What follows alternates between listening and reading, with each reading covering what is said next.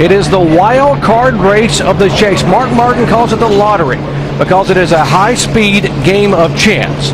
Since we were here in April, folks, they made the restrictor plate smaller and the catch fences taller. What does that tell you? It tells you we're expecting a wild one here at Talladega today. Will it be trick or treat for NASCAR's brightest stars? We are about to find out as they come down 2 by 2 for the green flag at Talladega.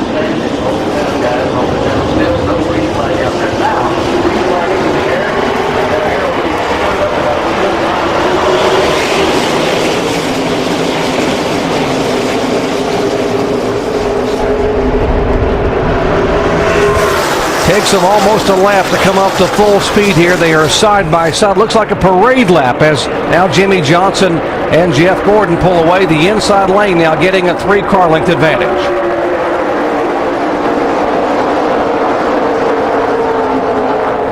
See Jimmy McMurray up there on the high side. Looks like he's out a little bit off the pace. I don't know if he's doing that on purpose or not, but he's definitely going back. Here comes Mark Martin now with that outside line.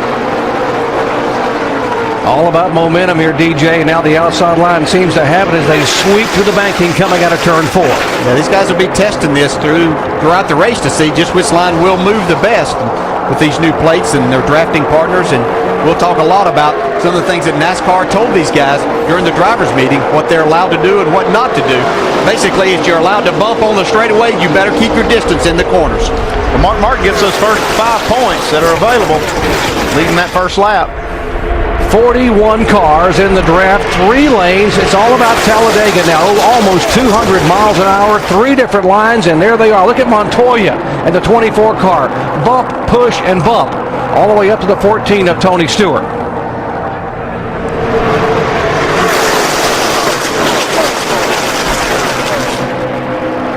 See Montoya get in there. He actually pulled out a line there. Got himself in a 3 and maybe 4 wide position coming off of 4. Look at the outside lane. There's a 17 car, the Daytona 500 winner, Matt Kenseth, and now Jeff Burton pulls up there to lead that parade up on the high lane. Ryan Vickers, the 2006 winner, now pulls up in front of Burton to try to lead him around. Kurt Busch will lead that second lap. See Mark Martin down on the inside. He and Tony Stewart now starting to drift toward the back, and I've got to believe this is a calculated move. Well, I hope so, because he's definitely out of the throttle pretty good here. He's going back pretty quickly. Looks like Tony Stewart's on board with him also here. I knew that Tony Stewart had said that he was going to go to the back and hang out. He thought that was his best opportunity not to lose points and possibly help him gain points if he was able to make things work the way that he wanted to in the latter stages of this race. Well, Mark Martin got his 5 bonus points. Kurt Busch got 5 that time by. But how about the guy at the back of the pack, the 9 car, Dave? Doc, Friday's practice produced a couple of things for Kasey Kahne. First of all, a great show. He and Denny Hamlin were 2 of the fastest cars on the racetrack. And right now, as he has dropped back in the field, we'll have to check on that. He's losing the draft. But they had an engine problem after that first practice session and had to go and change motors. That's why they started in the rear. We'll try to hustle up why the 9 has dropped as far back as he has. Yeah, he's 2 seconds off the pace right now with the cars up there drafting in front of him. He's got nobody to help him, and he's 2 seconds off the leader's pace. Yeah, there's one thing to hang at the back, and there's another thing to totally lose the draft. So I think that the 9 car, Kasey Kahne, has a problem, definitely. Look at Greg Biffle there in the middle of this 3-wide draft here. Coming down, there's Casey Mears on the high side, the 07 car. As Kurt Busch again leads that lap. And you see Casey Mears and Kevin Harvick both.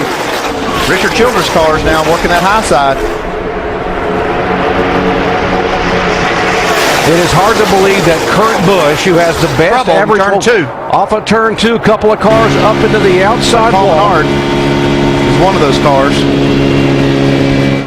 Paul Menard, the 98 car, nosed into the wall. Blew a tire. And Joe Nemechek is the other car. Yeah, you could hear, sounded like Paul Menard said he blew a tire. So 5 laps in here, we have the first caution flag today. Only 2 cars involved, unlike what happened here back in April where we had a 12-car crash on lap 7. These cars running in such close proximity, you know, they're going to rub against each other some, and invariably somebody's going to touch and knock out either a valve stem or part of that sidewall of the tire and cause these things to go down.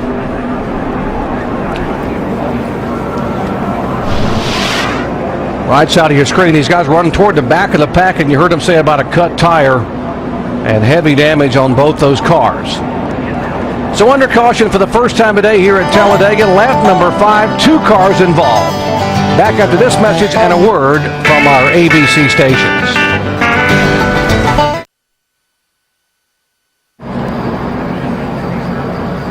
Under caution here in the Amp Energy 500 at Talladega, lap 7. The caution came out on lap number 5. And a little bit of strategy here under the first caution flag. Although we're only 5 laps in, a number of cars came on the pit road.